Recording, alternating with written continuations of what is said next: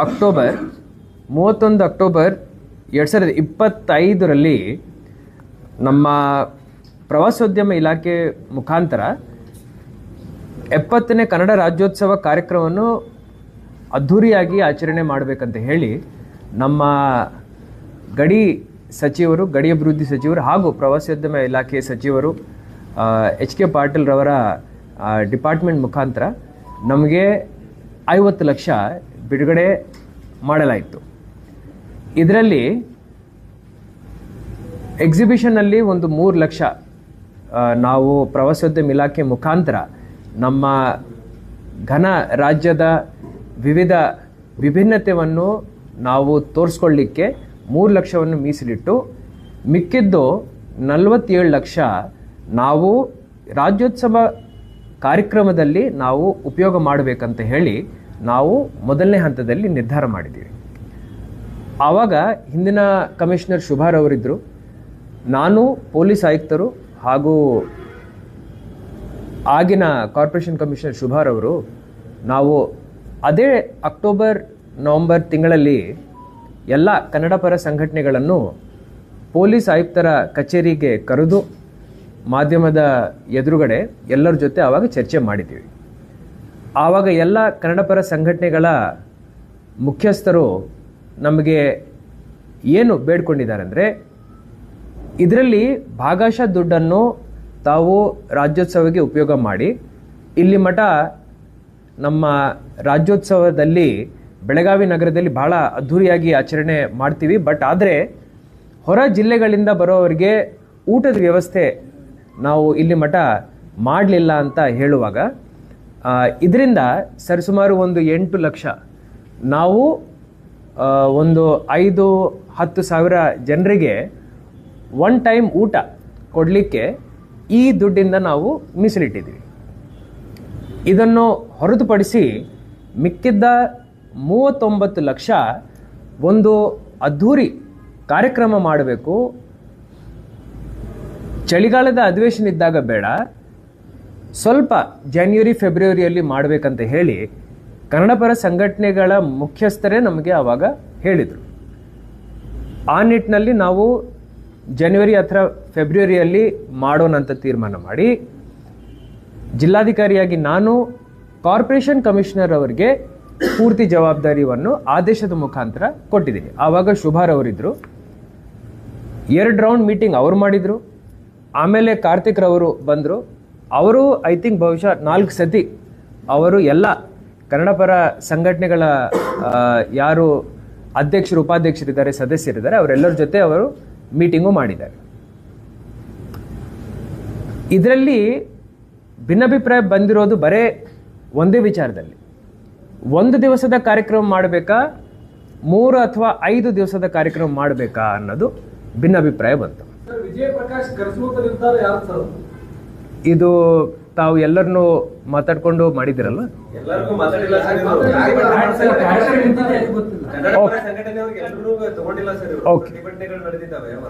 ನಾನು ಹಿಂದಿನ ವಾರ ಮೇನ್ 10-15 ಡೇಸಲ್ಲಿ ನಾನು ಆ್ಯಕ್ಚುಲಿ ಟ್ರೈನಿಂಗ್ಗೆ ಹೋಗಿದ್ದೆ. ಕಾರ್ಪೊರೇಷನ್ ಕಮಿಷನರಿಂದ ಆಗಲಿಲ್ಲ ಅಂದ್ರೇನು ಮೂಲ ಜವಾಬ್ದಾರಿ ನಂದಾಗುತ್ತೆ ಜಿಲ್ಲಾಧಿಕಾರಿಯಾಗಿ. ಸೊ ಎಲ್ಲ ಕನ್ನಡ ಪರ ಸಂಘಟನೆಗಳ ಮುಖ್ಯಸ್ಥರನ್ನು ನಾನು ಕರೆಸ್ಕೊಂಡು ಮಾತಾಡ್ತೀನಿ. ಎಲ್ಲರೂ ನನ್ನ ಮಾತು ಕೇಳ್ತಾರೆ. ವಿಜಯ್ ಪ್ರಕಾಶ್ ಅವರು ಕರೆದಿರೋದು ಒಳ್ಳೆ ವಿಚಾರ. ನಾಳೆ ಕಾರ್ಯಕ್ರಮ ಇದೆ, ಇವತ್ತಿನವರೆಗೂ ಯಾರಿಗೂ ಮಾಹಿತಿ ಇಲ್ಲ ಅಂದ್ರೆ ಉದ್ದೇಶ ಏನು? ಜನರನ್ನು ಸೇರಿಸಬೇಕು ಅನ್ನೋದು ಅಥವಾ ಕಾರ್ಯಕ್ರಮ ಫ್ಲಾಪ್ ಮಾಡಬೇಕು ಅನ್ನೋದು ಸರ್? ಇದು ಆಕ್ಚುಲಿ ಯು ಆರ್ ರೈಟ್, ನಾನು ಒಪ್ಕೊಳ್ತೀನಿ. ಇದು ಆಕ್ಚುಲಿ ಐ ಥಿಂಕ್ ಮಾಡಬೇಕು, ಮತ್ತೆ ಕ್ಯಾನ್ಸಲ್ ಆಯಿತು ಡೇಟ್, ಮತ್ತೆ ಮಾಡಬೇಕು, ಮತ್ತೆ ಪೋಸ್ಟ್ಪೋನ್ ಆಯಿತು. ಲಾಸ್ಟ್ಗೆ ಯಾವಾಗ ಫೈನಲ್ ಆಗಿದೆಯೋ ಅದಾದ ನಂತರ ಎಲ್ಲ ಕನ್ನಡ ಪರ ಸಂಘಟನೆಗಳ ಜೊತೆ, ಮಾಧ್ಯಮದ ನಮ್ಮ ಸಮ್ಮಿತ್ರರ ಜೊತೆ ಹಾಗೂ ಸಾರ್ವಜನಿಕರ ಜೊತೆ ಒಂದು ಸಭೆ ಮಾಡಬೇಕಾಯಿತು. ಆದರೆ ಅದಾಗಲಿಲ್ಲ. ಸೊ ಆ ಜವಾಬ್ದಾರಿ ಕಾರ್ಪೊರೇಷನ್ ಕಮಿಷನರ್ದು, ಆ ಜವಾಬ್ದಾರಿ ನಾನು ತಗೊಳ್ತೀನಿ. ಸೊ ಈಗ ಎಲ್ಲರನ್ನೂ ಕೂರಿಸ್ಕೊಂಡು ನಾವು ಮಾತಾಡ್ತೀವಿ. ನೀವು ಇವತ್ತೊಂದು ಮೀಟಿಂಗ್ ಮಾಡಿ, ಏನಾದರೂ ಭಿನ್ನಾಭಿಪ್ರಾಯ ಇದೆ ಅಂದರೆ, ಈಗ ಕಾರ್ಯಕ್ರಮ ನಾವು ಆಲ್ರೆಡಿ ಆಯೋಜನೆ ಮಾಡ್ಕೊಂಡಿದ್ದೀವಿ, ಸ್ವಲ್ಪ ಪೂರ್ವಭಾವಿ ಸಿದ್ಧತೆಗಳು ಎಲ್ಲ ಆಗಿದೆ. ಇಮಿಡಿಯೇಟ್ಲಿ ಒಂದು ಮೀಟಿಂಗ್ ಕರೀರಿ, ಎಲ್ಲರನ್ನೂ ಸೇರಿಸ್ಕೊಳ್ಳಿ. ಇವತ್ತು ನಾವೊಂದು ಮೀಟಿಂಗ್ ಮಾಡ್ತಾ ಇದ್ದೀವಿ. ಅಲ್ಲ ಸರ್, ಈ ಕಾರ್ಯಕ್ರಮ ಮಾಡೋದು ಸರ್, ಈ ಕಾರ್ಯಕ್ರಮ ಮಾಡೋದೇನು ಅವಶ್ಯಕತೆ ಇದೆಯಾ ಇವಾಗ? ಎಕ್ಸಾಮ್ ಟೈಮ್ ಅಲ್ಲಿ ಮಾಡೋ ಉದ್ದೇಶ ಸರ್, ನೆಕ್ಸ್ಟ್ ಯಾವಾಗಾರ ಮಾಡ್ಬೋದಲ್ಲ ಸರ್?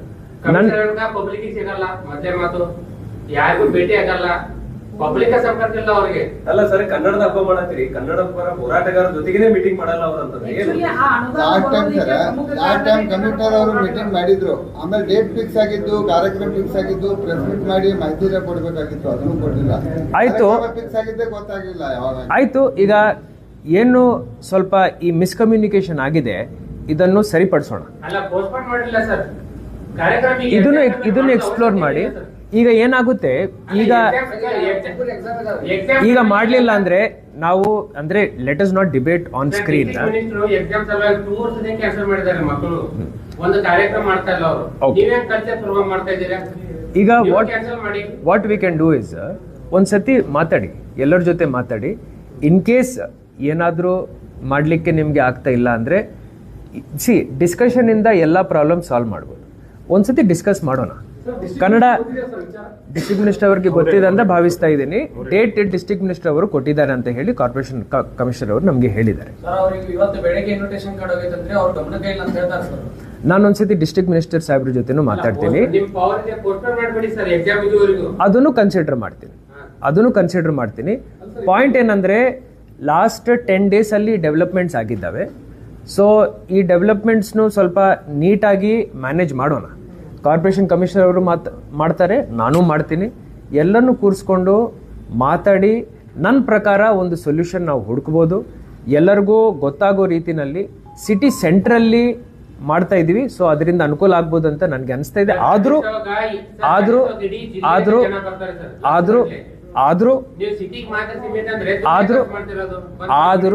ಆದರೂ ನಾನೊಂದ್ಸತಿ ಕೂತ್ಕೊಂಡು ಕಾರ್ಪೊರೇಷನ್ ಕಮಿಷನರ್ ಅವರು ನನ್ನ ಜೊತೆ ಕೂರಿಸ್ಕೊಂಡು ನಾನೊಂದು ಮೀಟಿಂಗ್ ಮಾಡ್ತೀನಿ. ಇದಕ್ಕೆ ಒಂದು ಸೊಲ್ಯೂಷನ್ ಹುಡ್ಕೋಣ. ಇನ್ನೊಂದು ಪಾಯಿಂಟ್ ಏನಂದ್ರೆ, 1 ದಿವಸ ಅಥವಾ 5 ದಿವಸ ಮಾಡಬೇಕನ್ನೋದು ಪ್ರಶ್ನೆ ಬಂದಾಗ ನನ್ನ ವೈಯಕ್ತಿಕ ಅಭಿಪ್ರಾಯ ಏನಿತ್ತಂದ್ರೆ, ಆ ಮೀಟಿಂಗಲ್ಲಿ ಸಣ್ಣ ಸಣ್ಣ ಕಾರ್ಯಕ್ರಮಗಳು ವಿಭಿನ್ನ ಜಾಗಗಳಲ್ಲಿ ಮಾಡೋ ಬದಲಾಗಿ, ಬಿಕಾಸ್ ಇಡೀ ದೇಶದ ಕಣ್ಣು ನಮ್ಮ ಬೆಳಗಾವಿನಲ್ಲಿ ನಾವು ಮಾಡ್ತಾ ಇರುವಂಥ ಈ ಪ್ರೋಗ್ರಾಮ್ ಮೇಲೆ ಇರುತ್ತೆ. ಸೊ ಅದರಿಂದ ಒಂದು ಒಳ್ಳೆ ಕಾರ್ಯಕ್ರಮ ಮಾಡಬೇಕಂತ ಹೇಳಿ ನಾನು ಅವರಿಗೆ ಸಲಹೆ ಕೊಟ್ಟಿದ್ದೀನಿ. ಜೊತೆಯಲ್ಲಿ ಸಿಟಿ ಸೆಂಟ್ರಲ್ಲಿ ಹೆಡ್ ಕ್ವಾರ್ಟರ್ಲಿ ನಾವು ಯಾಕೆ ಮಾಡ್ತೀವಿ ಅಂದರೆ, ಯಾವುದೇ ವ್ಯವಸ್ಥೆ ಕೊಡಬೇಕಂದ್ರೆ, ಲಾ ಆ್ಯಂಡ್ ಆರ್ಡರ್ ಇಶ್ಯೂಸ್ ಬಂದಿದ್ದಾವಂದರೆ ಆವಾಗ ಸಿಟಿ ಸೆಂಟ್ರಲ್ಲಿ ನಮಗೆ ಮ್ಯಾನೇಜ್ ಮಾಡಲಿಕ್ಕೆ ಅನುಕೂಲ ಆಗುತ್ತೆ ಅಂತ ಹೇಳಿ ಆ ದೃಷ್ಟಿಯಿಂದ ಆ ಸಲಹೆಯನ್ನು ನಾನು ಕಾರ್ಪೊರೇಷನ್ ಕಮಿಷನರ್ ಅವರಿಗೆ ಕೊಟ್ಟಿದ್ದೀನಿ. ಆಯಿತು, ಲಾಸ್ಟ್ ಒಂದು 1 ವೀಕಲ್ಲಿ ಲಿಟಲ್ ಬಿಟ್ ಆಫ್ ಮಿಸ್ಕಮ್ಯುನಿಕೇಷನ್ ಆಯಿತು. ಬಟ್ ಅದನ್ನು ಸರಿಪಡಿಸಲಿಕ್ಕೆ ಒಂದು ಪ್ರಾಮಾಣಿಕ ಪ್ರಯತ್ನ ಜಿಲ್ಲಾಡಳಿತದಿಂದ ನಾವು ಮಾಡ್ತೀವಿ. ಅದಕ್ಕೋಸ್ಕರ ನನಗೆ ಇವತ್ತು ಬೆಳಿಗ್ಗೆ ಗೊತ್ತಾಯಿತು ಈ ಥರ ಸ್ವಲ್ಪ ಗೊಂದಲ ಸೃಷ್ಟಿಯಾಗಿದೆ ಅಂತ ಹೇಳಿ. ಅದಕ್ಕೆ ನಮ್ಮ ಮಾಧ್ಯಮದ ಸಮಿತಿಯ ಮುಖಾಂತರ ಯಾರ್ಯಾರು ಕನ್ನಡ ಪರ ಸಂಘಟನೆಗಳಿದ್ದಾವೆ, ಮುಖ್ಯಸ್ಥರು ಯಾರ್ಯಾರಿದ್ದಾರೆ, ತಮ್ಮ ಮುಖಾಂತರ ಅವರಿಗೆ ಆಹ್ವಾನವನ್ನು ನಾನು ಕೊಡ್ತಾ ಇದ್ದೀನಿ. ಇವತ್ತೇ ಮಾಡ್ತೀನಿ. ವಾಟ್ ಎವರ್ ಕನ್ನಡ ಪರ ಸಂಘಟನೆಗಳು ಎಲ್ಲರೂ ನನ್ನ ಜೊತೆ ಬಂದು ಮೀಟಿಂಗ್ ಮಾಡಿದ ನಂತರ ನಾವೆಲ್ಲರೂ ಒಂದಾಗಿ ಒಂದು ತೀರ್ಮಾನ ತಗೊಳ್ತೀವಿ.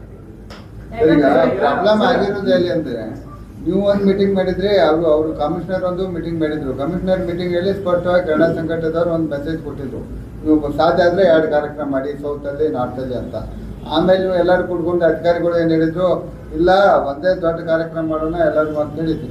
ಆ ಕಾರ್ಯಕ್ರಮ ಫಿಕ್ಸ್ ಆಗಿದ್ದು ಮತ್ತು ಆ ಕಲಾವಿದರು ಫಿಕ್ಸ್ ಆಗಿದ್ದು ಹೇಳಿದ್ರೆ ಸಮಸ್ಯೆ ಬಗೆಹರಿದೋಗಿತ್ತು.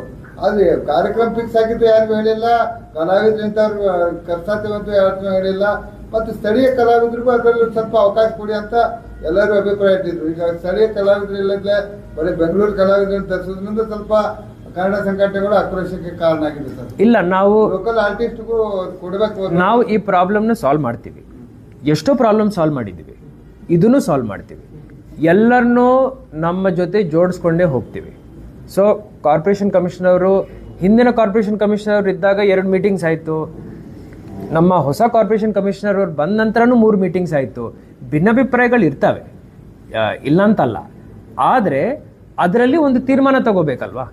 ಆಯಿತು, ಈಗ ಉದಾಹರಣೆಗೆ ಈ ಸ್ಪಾಟ್ ಆ ಸ್ಪಾಟಲ್ಲಿ ಮಾಡಬೇಕಂತ ಹೇಳಿ ನನ್ನ ಕಡೆನೂ ಒಂದು ಮೀಟಿಂಗ್ ಆಯಿತು. ಇವರ ಜೊತೆ ಮೀಟಿಂಗ್ ಆದ ನಂತರ ಮತ್ತೆ ನನ್ನ ಕಡೆ ಒಂದು ಮೀಟಿಂಗ್ ಆಯಿತು. ಆವಾಗ ನಾನು ಹೇಳಿದ್ದೀನಿ, ನೀವು ಹೇಳ್ತಾ ಇರೋ ಸ್ಪಾಟ್ಸಲ್ಲಿ ನಮಗೆ ಲಾ ಆ್ಯಂಡ್ ಆರ್ಡರಲ್ಲಿ ಡಿಸ್ಟ್ರಿಬ್ಯೂಟ್ ಮಾಡಿ ಪೊಲೀಸ್ ಫೋರ್ಸ್ನ ಹಾಕಲಿಕ್ಕೆ ಆಗಲ್ಲ, ನಾವು ಬರೀ ಒಂದು ಕಡೆ ಮಾಡ್ತೀವಿ ಅಂತ ಹೇಳಿ ನಾವು ನಿರ್ಧಾರ ಮಾಡಿದ್ವಿ. ಈಗ ಲಾಸ್ಟ್ 200ನೇ ವರ್ಷದ್ದು ಚಂದ್ರಮಂದಿರ ಮಾಡುವಾಗ ಡಿಸ್ಟ್ರಿಕ್ಟ್ ಸ್ಟೇಡಿಯಂ ಅಲ್ಲಿ ಸಾಧು ಕೋಕಿಲು ಮತ್ತೆ ಎಲ್ಲ ಬೇರೆದವರು Correct. ಅವಾಗ ಜನ ಸೇರಿದ್ರೆ ಪ್ರಚಾರ ಅಷ್ಟೆಲ್ಲ ಪ್ರಚಾರ ಇತ್ತು. ಈಗ ಪ್ರಚಾರನೇ ಇಲ್ಲ, Week day ಮಾಡ್ತೀವಿ sir. ಮತ್ತೆ ವೀಕ್ ಡೇದಲ್ಲಿ ಮಾಡ್ತಾ ಇದ್ದೀವಿ. ಹೆಂಗೆ ಸಕ್ಸಸ್ ಮಾಡ್ಬೋದು? We will talk to them. In case ಲೈಫ್ನಲ್ಲಿ ಯಾವುದು ಹಾರ್ಡ್ ಆ್ಯಂಡ್ ಫಾಸ್ಟ್ ಅಲ್ಲ, ಇದೇ ಫಿಕ್ಸ್ ಅಂತ ಏನಲ್ಲ. ಮಾತುಕತೆಯಲ್ಲಿ ಸುಮಾರು ಸೊಲ್ಯೂಷನ್ಸ್ ಹೊರಗಡೆ ಬರ್ತವೆ.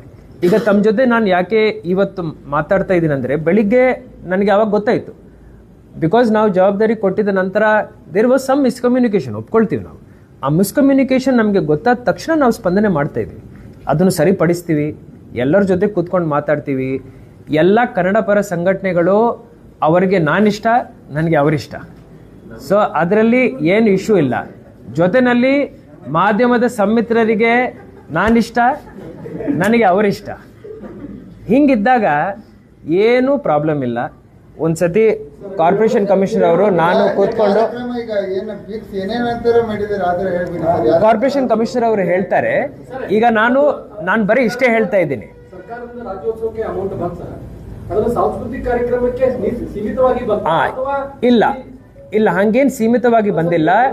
ಇದು ಆಕ್ಚುಲಿ ರಾಜ್ಯೋತ್ಸವ ಆಚರಣೆ ಮಾಡಲಿಕ್ಕೆ ಅಂತ ಬಂದಾಗ ಸುಮಾರು ಜನ ನಮ್ಮ ರಕ್ಷಣಾ ವೇದಿಕೆ ಅಧಿಕಾರಿಗಳು ಪದಾಧಿಕಾರಿಗಳಿರ್ಬೋದು, ಜೊತೆಯಲ್ಲಿ ಕನ್ನಡ ಪರ ಸಂಘಟನೆಗಳ ಪದಾಧಿಕಾರಿಗಳಿರ್ಬೋದು, ಅವರ ಬೇಡಿಕೆ ಇತ್ತು ಇದು.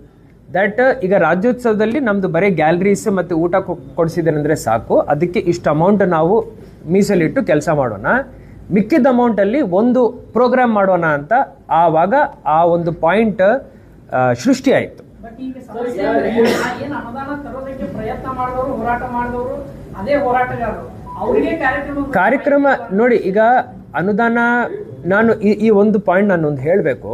ಅನುದಾನ ನಾವು ತಂದಿದ್ದೀವಿ, ಅವ್ರು ಕೊಟ್ಟಿದ್ದಾರೆ, ಹಂಗಲ್ಲ. ಸರ್ಕಾರದಿಂದ ಅನುದಾನ ಬಂದಿದೆ. ಅದಾದ ನಂತರ ಜಿಲ್ಲಾಡಳಿತದ ಜವಾಬ್ದಾರಿಯನ್ನು ನಾವೆಲ್ಲನೂ ಕೂರಿಸ್ಕೊಂಡು ಅವರ ಅಭಿಪ್ರಾಯವನ್ನು ತಗೊಳ್ತೀವಿ. ಸದ್ಬಳಕೆ ಮಾಡಬಹುದು ಅಂತ ಕನ್ನಡ ಶಾಲೆಗಳು ಬಹಳ ಅದು ಒಪ್ಕೊಳ್ತೀನಿ. ಇದಕ್ಕೆ ಬಂದಿರೋದು ಒಂದು ಕಾರಣಕ್ಕಾಗಿ ಬಂದಿದೆ ಈ ಅಮೌಂಟ್. ಇದನ್ನು ನೋಡಿ, ಸಿಂಬಾಲಿಕ್ ನಾವು ಮಾಡಬೇಕು. ಬೆಳಗಾವಿ ಅಂತ ಯಾಕೆ ಸೆಲೆಕ್ಟ್ ಮಾಡ್ತೀವಿ? ಬೆಳಗಾವಿನಲ್ಲಿ ನಮ್ಮ ಕನ್ನಡ ಭಾಷೆಯ ಹೆಮ್ಮೆಯನ್ನು ತೋರಿಸ್ಕೊಳ್ಳಿಕ್ಕೆ ಒಂದು ಕಾರ್ಯಕ್ರಮ ಮಾಡಬೇಕಂತ ಹೇಳಿ ಆವಾಗ ಎಲ್ಲರ ಜೊತೆ ಕೂತ್ಕೊಂಡು ನಿರ್ಧಾರ ಮಾಡಿದ್ವಿ. ಆಯಿತು, ಇದರಲ್ಲಿ ಏನು ಇಶ್ಯೂ ಆಯಿತು, ಲಾಸ್ಟ್ಗೆ ಒಂದು 10 ದಿವಸದಲ್ಲಿ ಡೇಟ್ ಫೈನಲ್ ಆಗೋದು, ಮತ್ತು ಎಲ್ಲರಿಗೂ ನಾವು ಕರೆಸಿ ಹೇಳೋದು, ಯಾರನ್ನು ಕರಿತಾ ಇದ್ದೀವಿ ಅಂತ ಹೇಳೋದ್ರಲ್ಲಿ ಸ್ವಲ್ಪ ಮಿಸ್ಕಮ್ಯುನಿಕೇಶನ್ ಆಗಿದೆ. ಅದನ್ನು ಸರಿಪಡಿಸೋಣ. ನೀವು ಮಾಡ್ತೀರಿ, ನಾನು ಮಾಡ್ತೀವಿ, ಕೂತ್ಕೊಂಡು ಮಾಡ್ತೀವಿ, ಸಾಲ್ವ್ ಮಾಡ್ತೀವಿ. 50 lakhs ಬಂದಿದೆ. 47 lakhs ನಾವು 3 lakhs ಏನಿದೆ ಎಕ್ಸಿಬಿಷನ್ ಗ್ರೌಂಡಲ್ಲಿ ನಾವು ಒಂದು ಎಕ್ಸಿಬಿಷನ್ ಸ್ಟಾಲ್ ಇಟ್ಟಿದ್ದೀವಿ, ಪರ್ಮಿಷನ್ ತಗೊಂಡು ಇಟ್ಟಿದ್ದೀವಿ. ಮಿಕ್ಕಿದ 47 lakhs ಅಲ್ಲಿ 8 ಲಕ್ಷ ರಾಜ್ಯೋತ್ಸವದಲ್ಲಿ ನಾವು ಅಲ್ಪೋಹಾರ ಕೊಡ್ಲಿಕ್ಕೆ ಖರ್ಚು ಮಾಡಿದ್ದೀವಿ. 39 lakhs ಇದು 1 ಸೆಕೆಂಡ್, ಇದು 8 ಲಕ್ಷ ಏನಿದೆ, ಇದು ಕಂಪ್ಲೀಟ್ ಡೀಟೇಲ್ಸ್ ನಾವು ಎಲ್ಲ ಕನ್ನಡ ಪರ ಸಂಘಟನೆಗಳ ಜೊತೆ ಕೂತ್ಕೊಂಡು ಅಕ್ಟೋಬರ್ ಅಥವಾ ನವೆಂಬರ್, ನನಗೆ ಡೇಟ್ ನೆನಪು ಬರ್ತಾ ಇಲ್ಲ, ಆವಾಗ ಸುಮಾರು ಜನ ನೀವು ಇದ್ದೀರಾ, ಆ ಮೀಟಿಂಗಲ್ಲಿ ನಾವು ಅವ್ರಿಗೆ ಜವಾಬ್ದಾರಿ ಕೊಟ್ಟು ಕಾರ್ಪೊರೇಷನ್ನಿಂದ ಆ ಅಮೌಂಟನ್ನು ಅವ್ರು ತುಂಬಬೇಕಂತ ಹೇಳಿ ನಾವು ಹೇಳಿದ್ದೀವಿ. ಅದರದ್ದು ನನಗೆ ಬಿಲ್ಲು ಬಂದಿದೆ, ಆ ಬಿಲ್ಲು ನಾನು ಪಾವತಿ ಮಾಡ್ತೀನಿ. ಎಷ್ಟು ಜನಕ್ಕೆ ಕೊಡ್ಲಿಕ್ಕೆ ಸಾಧ್ಯ ನೀವು ಯೋಚನೆ ಮಾಡಿ. 8 ಲಕ್ಷ ನಾವು ಖರ್ಚು ಮಾಡಿದ್ದೀವಿ ಅಂದರೆ ಪ್ರತಿ ಒಂದು ಊಟಕ್ಕೆ ನಿಮಗೆ ಒಂದು 50 ಇಂದ 100 ರೂಪಾಯಿ ಆಗುತ್ತೆ. ಸೊ 100 ರೂಪಾಯಿ ಅಂತ ನೀವು ಯೋಚನೆ ಮಾಡಿದ್ದೀರಂದ್ರೆ 8 ಲಕ್ಷ ರೂಪಾಯಲ್ಲಿ ನೀವು ಒಂದು 5-8 ಸಾವಿರ ಜನರಿಗೆ ಊಟ ಕೊಡಿಸ್ಲಿಕ್ಕೆ ಆಗುತ್ತೆ. ನಮ್ಮ ರಾಜ್ಯೋತ್ಸವದಲ್ಲಿ ನಾವು ಅವಾಗ ಚರ್ಚೆ ಮಾಡಿದ್ದೀವಿ, ಇದೆಲ್ಲ ಚರ್ಚೆ ಮಾಡಿದ್ವಿ, ಬಹಿರಂಗವಾಗಿ ಚರ್ಚೆ ಮಾಡಿದ್ವಿ. ಸರಿಸುಮಾರು 3-4 ಲಕ್ಷ ಜನ ಬರ್ತಾರೆ. ಈ ಊಟ ನಾವು ಯಾರಿಗೆ ಮುಟ್ಟಿಸ್ಬೇಕು ಅಂತ ಹೇಳಿ ನಾವು ನಿರ್ಧಾರ ಮಾಡುವಾಗ ಎಲ್ಲ ಕನ್ನಡ ಪರ ಸಂಘಟನೆಗಳ ಪದಾಧಿಕಾರಿಗಳು ಏನು ಹೇಳಿದ್ದಾರೆ ಅಂದರೆ, ಯಾರು ಲೋಕಲ್ ಇರ್ತಾರೆ ಅವ್ರಿಗೋಸ್ಕರ ಈ ಊಟ ಅಲ್ಲ ಸರ್, ರಾತ್ರಿ ತನಕ ಏನು ನಮ್ಮ ಮೆರವಣಿಗೆ ಇರುತ್ತೆ, ಹೊರ ಜಿಲ್ಲೆಗಳಿಂದ ಬರ್ತಾರೆ, ಅವ್ರಿಗೆ ಊಟನೇ ಸಿಗಲ್ಲ, ಸೊ ನಾವು ಸ್ಟಾಲ್ಸ್ ಇಡ್ತೀವಿ ಅಂತ ಹೇಳಿದ್ದಾರೆ. ಆ ಜವಾಬ್ದಾರಿ ನಾವು ಅವಾಗ ಕಾರ್ಪೊರೇಷನ್ ಇವರಿರಲಿಲ್ಲ, ಹಿಂದಿನ ಕಾರ್ಪೊರೇಷನ್ ಕಮಿಷನರ್ ಅವರು ಇದ್ರು, ಅವರಿಂದ ನಾನು ಒಂದು ರಿಪೋರ್ಟ್ ತರಿಸ್ಕೊಂಡು ತಮಗೆ ಕೊಡ್ತೀನಿ. ಮಿಕ್ಕಿದ್ದ 39 ಲಕ್ಷ ಮಿಕ್ಕಿದ್ದ 39 ಲಕ್ಷ ನಮ್ಮ ಕಡೆ ಇನ್ನೂ ಇದೆ. ಸರ್ ಸಾಲ ಇಟ್ಟಿಲ್ಲ ಅವರು, ಬಿಲ್ ಹೇಗೆ ಕೊಟ್ರು ಸರ್ ಅವರು? ಕೊಡ್ತೀವಿ, ನಿಮ್ಗೆ ಡೀಟೇಲ್ಸ್ ಕೊಡ್ತೀವಿ, ಆ ಫೋಟೋ ಸಮೇತ ಕೊಡಿ ಸರ್ ನೀವು. ಫೋಟೋ ಸಮೇತ ಕೊಡ್ತೀವಿ. ಕಾರ್ಪೊರೇಷನ್ ಕಮಿಷನರ್ ಅವರು ಇದನ್ನು ಸ್ವಲ್ಪ ಸ್ಪಂದನೆ ಮಾಡಿಬಿಟ್ಟು ಎಲ್ಲೆಲ್ಲಿ ಅದರದ್ದು ಪೂರ್ತಿ ಡೀಟೇಲ್ ಇದೆ. ನೀವು ಬರೋ ಮುಂಚೆ ಹಿಂದೆ ಆಗಿದೆ ಅದೆಲ್ಲ ಡೀಟೇಲ್ಸ್ ನೀವು ನನಗೆ ಕೊಡಿ, ನಾನು ನಿಮಗೆ ಮುಟ್ಟಿಸ್ತೀನಿ. ಈಗ ಕಾರ್ಯಕ್ರಮ ಏನು ಅಂತ ಮಾಹಿತಿ ಕೊಡ್ಬೇಕಂದ್ರೆ ಸ್ವಲ್ಪ ಕಾರ್ಪೊರೇಷನ್ ಕಮಿಷನರ್ ಅವರು ಮಾತಾಡ್ತಾರೆ. ಒಂದು ನಿಮಿಷ ನಾನು ಅವರಿಗೆ ಮೈಕ್ ಕೊಡ್ತೀನಿ. ಇದರಲ್ಲಿ ನೀವು ಏನೇನು ಹಮ್ಮಿಕೊಂಡಿದ್ದೀರಾ, ಈಗ ಯಾರ್ಯಾರ ಜೊತೆ ಮಾತಾಡಿದ್ದೀರಾ ಏನಂತ ಸ್ವಲ್ಪ ಸ್ಪಷ್ಟವಾಗಿ ತಾವು ಹೇಳಿ. ಈಗ ಈ ಹಿಂದೆ ಚರ್ಚಿಸಿದಂತೆ ಈಗ ಏನು ನಾಳೆ 24ನೇ ತಾರೀಕು ಸಂಜೆ 5 ಗಂಟೆಗೆ ಶ್ರೀ ವಿಜಯ್ ಪ್ರಕಾಶ್ ಅವರು, ಅನುರಾಧ ಭಟ್ನವರು ಇವರ ತಂಡದಿಂದ ಒಂದು ಸಂಗೀತ ಸಂಜೆ ಕಾರ್ಯಕ್ರಮ ಇದು ಆಚರಣೆ ಮಾಡ್ತಾ ಇದ್ವಿ. ಈ ಒಂದು KLE ಸ್ಟೇಡಿಯಂ ಏನಿದೆ ನಮ್ಮದು ಜಿಲ್ಲಾ ಕ್ರೀಡಾಂಗಣ ಸ್ಟೇಡಿಯಮ್ಮು, ಆ ಒಂದು ಸ್ಟೇಡಿಯಮಲ್ಲಿ ಕಾರ್ಯಕ್ರಮ ಆಗುತ್ತೆ. ಇದರಲ್ಲಿ ಸನ್ಮಾನ್ಯ ಡಿಸ್ಟ್ರಿಕ್ಟ್ ಮಿನಿಸ್ಟರ್ ಸರು ಹಾಗೂ HK ಪಾಟೀಲ್ ಸರು ಇವರೆಲ್ಲರಿಗೂ ಕೂಡ ನಾವು ಕರೆದಿದ್ದೀವಿ. ಜೊತೆಗೆ ಲಕ್ಷ್ಮೀ ಹೆಬ್ಬಾಳ್ಕರ್ ಮೇಡಮ್ ಕೂಡ ಕರೆದಿದ್ದೀವಿ. ಎಲ್ಲ ಮಿನಿಸ್ಟರ್ಸು ಮತ್ತು ನಮ್ಮ ಎಲ್ಲ ಜನರು ಕೂಡ ಇದರಲ್ಲಿ ಭಾಗವಹಿಸಬೇಕು, ನಮ್ಮ ಒಂದು ಈ ಕಾರ್ಯಕ್ರಮನ ಯಶಸ್ವಿ ಮಾಡಿಕೊಡ್ಬೇಕು ಅಂತ ಈ ಮೂಲಕ ತಮಗೆಲ್ಲ ಕೇಳ್ಕೊಳ್ತೀನಿ. ಈ ಬಗ್ಗೆ ಪತ್ರಕರ್ತರಿಗೆ ಯಾಕೆ ಮಾಹಿತಿ ಕೊಡಲಿಲ್ಲ ಸರ್? ಏನು ಉದ್ದೇಶ ಇದೆಯಲ್ಲ? ಇದು ಕಂಟಿನ್ಯೂಸ್ಲಿ ನಮ್ಮ ಆಫೀಸರ್ನಲ್ಲೂ ಕೂಡ ಮೀಟಿಂಗ್ ನಡೀತಾನೆ ಇದೆ. ನಿಮಗೆ ಫಸ್ಟ್ ಟೈಮ್ ನಾವು ಕರೆದಾಗ ಕೂಡ ನಾವು ಆ ಟೈಮಲ್ಲಿ ಮಾತಾಡಿದ್ವಿ. ಆ ಟೈಮಲ್ಲಿ ಕೂಡ ತಮಗೆ ಏನು ಒಂದು ಫೈನಲ್ ಕಾರ್ಯಕ್ರಮ ಯಾವ ರೀತಿ ಮಾಡಬೇಕು ಅನ್ನೋದನ್ನು ಸನ್ಮಾನ್ಯ ಜಿಲ್ಲಾಧಿಕಾರಿಗಳೊಂದಿಗೆ ಚರ್ಚಿಸಿ ಫೈನಲ್ ಮಾಡಿಕೊಂಡು ಮಿನಿಸ್ಟರ್ ಸರ್ಗೂ ಕೂಡ ಚರ್ಚಿಸಿ ಫೈನಲ್ ಮಾಡ್ತೀವಿ ಅಂತ ಹೇಳಿದ್ವಿ. ಅದಾದ ನಂತರ ಈ ಒಂದು ನಿಟ್ಟಿನಲ್ಲಿ ಪ್ರತಿ ವೀಕ್ನಲ್ಲೂ ಕೂಡ ಕಾರ್ಯಕ್ರಮದ ಅಂಗವಾಗಿ ಏನು ಮಾಡಬೇಕು ಅಂತ ಮೀಟಿಂಗ್ ಕೂಡ ಮಾಡ್ತಾ ಇದ್ವಿ ನಮ್ಮ ಆಫೀಸ್ನಲ್ಲಿ. ಈ ಒಂದು ಸಂದರ್ಭದಲ್ಲಿ ಈಗ ಏನು ಆ್ಯಕ್ಟಿವ್ ಆಗಿ ಪಾರ್ಟಿಸಿಪೇಟ್ ಮಾಡಿ ಎಲ್ಲ ಏನೊಂದು ಇನ್ಪುಟ್ಸ್ನ ಕೊಟ್ಟಿದ್ರು, ಆ ಒಂದು ಇದನ್ನು ಡಿಸ್ಪರ್ಸ್ ಮಾಡೋದಕ್ಕೂ ಕೂಡ ನಮ್ಮ ಆಫೀಸ್ನಲ್ಲಿ DC ಅಡ್ಮಿನ್ನ ನೋಡಲ್ ಅಧಿಕಾರಿಯಾಗಿ ಕೂಡ ಮಾಡಿದ್ವಿ. ಅವರು ಒಂದು ಸ್ವಲ್ಪ ಎಲ್ಲ ಮಾಹಿತಿಗಳನ್ನ ಕೊಡೋದ್ರ ಬಗ್ಗೆ. ಇದರಲ್ಲಿ ಎಲ್ಲೋ ಒಂದು ಕಡೆ ಏನೋ ಮಿಸ್ ಆಗಿ, ಈಗ ಮೊದಲು 19ನೇ ತಾರೀಕಿಗೆ ಫಿಕ್ಸ್ ಆಗಿತ್ತು, ಅದಾದ ನಂತರ 24ಕ್ಕೆ 19ನೇ ತಾರೀಕು ಕ್ಯಾಬಿನೆಟ್ ಮೀಟಿಂಗ್ ಇರೋದ್ರಿಂದ 24ನೇ ತಾರೀಕು ಇದನ್ನು ಶಿಫ್ಟ್ ಆಗಿತ್ತು. ಈ ಒಂದು ಏನೋ ಕಮ್ಯುನಿಕೇಷನ್ ಗ್ಯಾಪ್ಗಳು ಆಗಿಬಿಟ್ಟಿದೆ. ಇದನ್ನು ಏನು ಈಗ ಇಷ್ಟೊತ್ತು ಸರ್ ಉದ್ದೇಶಪೂರ್ವಕವಾಗಿ ಮಾಡಿದ್ದಾರೆ ಸರ್. ಉದ್ದೇಶಪೂರ್ವಕ ಪ್ರತಿಯೊಂದು ಕಾರ್ಪೊರೇಷನ್ ಮೀಟಿಂಗ್ ವಾರ್ತಾಲೇಖದಿಂದ ಕಳಿಸ್ತಾರೆ ಸರ್. ಇವ್ರು ಯಾಕೆ ಕಳಿಸಲ್ಲ ಸರ್? ಇವರು ಉದ್ದೇಶಪೂರ್ವಕವಾಗಿ ಮಾಡಿದ್ದಾರೆ ಸರ್. DC ಸರ್ ಪ್ರತಿಯೊಂದು ಮಾಹಿತಿ ಕೊಡ್ತಾರೆ ಎಲ್ಲರಿಗೂ, ಇವ್ರು ಯಾಕೆ ಕೊಡ್ತಾರಲ್ಲ ಸರ್? ಯಾವುದೇ ಮಾಹಿತಿ ಕೊಡಲ್ಲ ಸರ್. ಇಷ್ಟು ದೊಡ್ಡ ಕಾರ್ಯಕ್ರಮ ಮಾಡುವಾಗ ನೀವು ಜವಾಬ್ದಾರಿ ಸರ್. ಟ್ರೈನಿಂಗ್ ಹೋಗಿದ್ರು ಓಕೆ ಸರ್. ಅದೇ ಕನ್ನಡ ಪತ್ರಿಕೆ ಕನ್ನಡ TV ಚಾನೆಲ್ ಒಂದು ಮಾಹಿತಿ ಕೊಡಲ್ಲ ಸರ್. ಸರ್ ಮಿಸ್ಕಮ್ಯುನಿಕೇಶನ್ ಆಗ್ತಿದೆ ಅಂತಾರೆ. ಮಿಸ್ಕಮ್ಯುನಿಕೇಶನ್ ನೀವು ಕಮಿಷನರ್ ಇದ್ದವ್ರು ಹಿಂಗ್ ಮಾತಾಡಿದ್ರೆ ಹೆಂಗೆ? ಸರ್ ಕಮ್ಯುನಿಕೇಶನ್ ಮಾಡಿಲ್ಲ. ನಿಮ್ಮ ಆಫೀಸ್ ಕ್ಲಿಯರ್ ಕೊಡಬೇಕು ಮಾಹಿತಿ ನೀವೇ ಕೊಡ್ಬೇಕಲ್ರಿ? ನೀವೇ ಜವಾಬ್ದಾರಿ. ಅಲ್ಲ ಸರ್, ಬ್ಯಾನರ್ ಚನ್ನಮ್ಮ ಸರ್ಕಲ್ ಅಲ್ಲಿ ಬ್ಯಾನರ್ ಕಟ್ಟಿಸ್ತೀರಿ ಮೀಡಿಯಾದವರಿಗೆ ಅಥವಾ ಮಾಧ್ಯಮದವರಿಗೆ, ಅದು ಏನ್ ಕಾರ್ಯಕ್ರಮ ಫೈನಲ್ ಆದ್ಮೇಲೆ ಕರೆಯೋದಿಲ್ಲ ಅಂತಂದ್ರೆ ನಾಳೆ ಕಾರ್ಯಕ್ರಮ ಇವತ್ತು ನೀವು ಪ್ರೆಸ್ ಮೀಟ್ ಕರೆದಿದ್ರೆ ಅದು DC ಸರ್ ಕರೆದಿರೋ ನೀವಲ್ಲ. ಈಗ ಜವಾಬ್ದಾರಿ ನೀವು ತಗೊಂಡಿದ್ರ ಅಥವಾ DC ರೆವೆನ್ಯೂ ಅವ್ರಿಗೆ ಕೊಟ್ಟಿದ್ರ? ಈಗ ಒಂದೊಂದು ಭಾಗವಾಗಿ ಒಬ್ಬೊಬ್ಬರಿಗೆ ಜವಾಬ್ದಾರಿಗಳನ್ನ ಕೊಟ್ಟಿದ್ವಿ. ಈ ಹಿಂದೆ ನಮ್ಮಲ್ಲಿ ಮೀಟಿಂಗ್ ಕಂಟಿನ್ಯೂಸ್ಲಿ ಮಾಡಿದಾಗ ಯಾವ ಜವಾಬ್ದಾರಿ ಏನೇನು ಅಂತ ನಾವು ಹಂಚಿಕೆ ಮಾಡಿದ್ವಿ. ಈ ಒಂದು ನಿಟ್ಟಿನಲ್ಲಿ ಈಗ ಅದು ಎಲ್ಲೋ ಒಂದು ಕಡೆ ಈಗ ಪ್ರಾಬ್ಲಮ್ ಆಗಿದೆ, ಅದನ್ನು ಎಲ್ಲ ಬಗೆಹರಿಸೋಣ. ಸಾಲ್ವ್ ಮಾಡ್ತೀರಿ.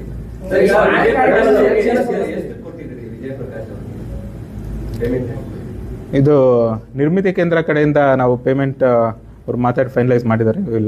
ಅದ್ರ ಬಗ್ಗೆ ಮಾಹಿತಿ ತಗೋತೀವಿ. But you would have finalized with some rate, we can tell you. ಅದು ಬಿಗಿನಿಂಗ್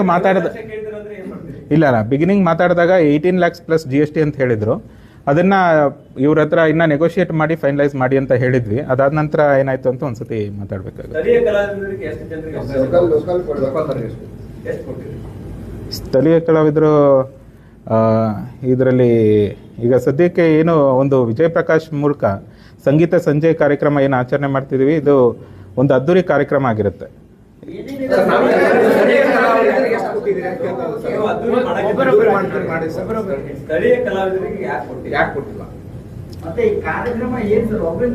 ಸ್ಥಳೀಯ ಕಲಾವಿದರಿಗೆ ನಾವು ಆಯ್ಕೆ ಮಾಡಲಿಲ್ಲ ಅಂದ್ರೆ ಒಂದ್ಸತಿ ಯು ಶುಡ್ ಡೆಫಿನೆಟ್ಲಿ ಟೇಕ್ ಇದನ್ನು ಸ್ವಲ್ಪ ರೀಕನ್ಸಿಡರ್ ಮಾಡಿ. ಇಟ್ ಸ್ವಲ್ಪ neatly we should reconsider it and there is no problem. ಏನೇ ಇದೆ ಈ ಥರ ಏನಾದರೂ ನಿಮಗೆ ಅನಿಸ್ತಾ ಇದೆ ಅಂದರೆ you please reconsider the issue. We are all there with you. ನಾವೆಲ್ಲರೂ ನಿಮ್ಮ ಜೊತೆ ಇದ್ದೀವಿ. We will do it smoothly. This ನೀವು ಬೆಳಗಾವಿ ಕಾರ್ಪೊರೇಷನ್ ಕಮಿಷನರ್ ಆದ ನಂತರ ಇದು it's a big function, I understand. So ಅವ್ರಿಗೆ ಒಂದು ಅವಕಾಶ ಕೊಡ್ತೀವಿ ನಾವೆಲ್ಲರೂ ಕೊಡೋಣ. ಇವತ್ತೊಂದು ಮೀಟಿಂಗ್ ಮಾಡಿ ಅದರದ್ದು ಏನು ನಿಮಗೆ ಅದರಿಂದ ಏನು ನಿರ್ಧಾರಗಳು ಹೊರಗೆ ಬರ್ತವೆ ನಮಗೆ ಕಮ್ಯುನಿಕೇಟ್ ಮಾಡಿ ಮಾಧ್ಯಮ ಸಮಿತಿಗಳ ಜೊತೆ ಕಮ್ಯುನಿಕೇಟ್ ಮಾಡೋಣ. ಸರಿ. ಒಂದು we are going to give corporation commissioner some more time. ಅವ್ರು ಸ್ವಲ್ಪ ಮೀಟಿಂಗ್ ಮಾಡ್ಕೊಂಡು ನಮಗೆ ಹೇಳಿ. So whatever is the communication, corporation commissioner ಅವ್ರು ಇರ್ಬೋದು, ನಾನ್ DC ಆಗಿರ್ಬೋದು, ವಿಲ್ ಡೆಫಿನೆಟ್ಲಿ ಕಮ್ಯುನಿಕೇಟ್. ಎಲ್ಲ ಮಾಧ್ಯಮದ ಎಲ್ಲ ನಮ್ಮ ಮಿತ್ರರ ಜೊತೆ ಕಮ್ಯುನಿಕೇಟು ಮಾಡ್ತೀವಿ. ಜೊತೆಯಲ್ಲಿ ಎಲ್ಲ ಕನ್ನಡ ಪರ ಸಂಘಟನೆಗಳು